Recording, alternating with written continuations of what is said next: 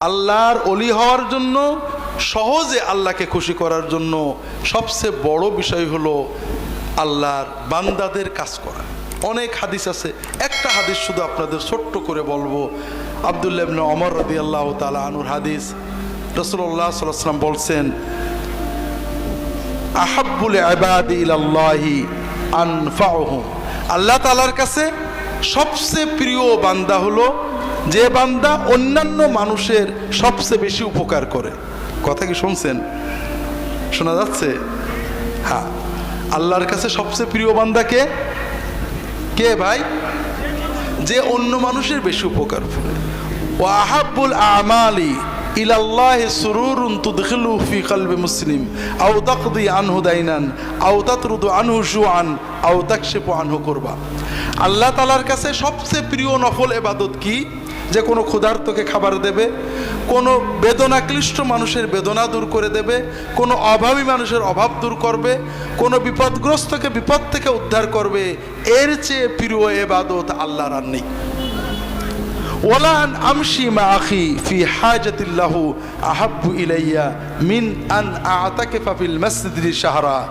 আমার কোনো ভাইয়ের উপকার করার জন্য টাকা পয়সা দিয়ে নয়, একটু সাথে হেঁটে যাওয়া, একজনের উপকার করার জন্য তার বোঝাটা মাথায় তুলতে, তার গাড়িটা ঠেলে দিতে, তার একটা কথা বলতে, কারো উপকার করার জন্য তার সাথে কয়েক পা হেঁটে যাওয়া, আল্লাহ রসুল সাল্লাল্লাহু আলাইহি ওয়াসাল্লাম বলছেন মদিনার মসজিদে নববীতে 1 মাস ইতিকাফ করার চেয়েও আল্লাহর কাছে বেশি প্রিয়।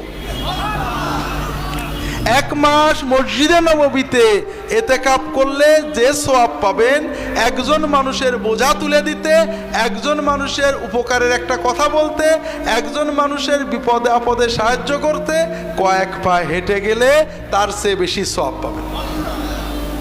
ওয়ামান কাদামা গায়দান ওয়া হুয়া ইস্তাতিউ আন ইউনাফিযাহু মালা আল্লাহু কলবাহু আমনান রিদান ইয়াউমাল কিয়ামা।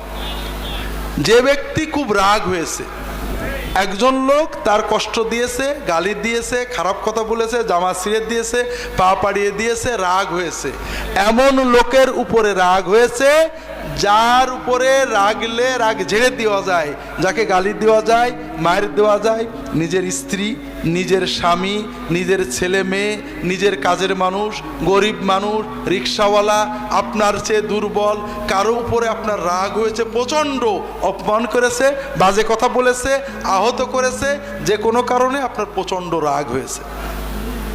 রাসূলুল্লাহ সাল্লাল্লাহু আলাইহি ওয়াসাল্লাম বলছেন, এই রাগ যদি কেউ কন্ট্রোল করে, দমন করে ওই লোকটাকে মাফ করে দেয়, ক্ষমতা থাকা সত্ত্বেও গালি না দিয়ে মাফ করে দেয়, আল্লাহ তাআলা কিয়ামতের দিন তার অন্তরটা শান্তি এবং নিরাপত্তা দিয়ে ভরে দেবে।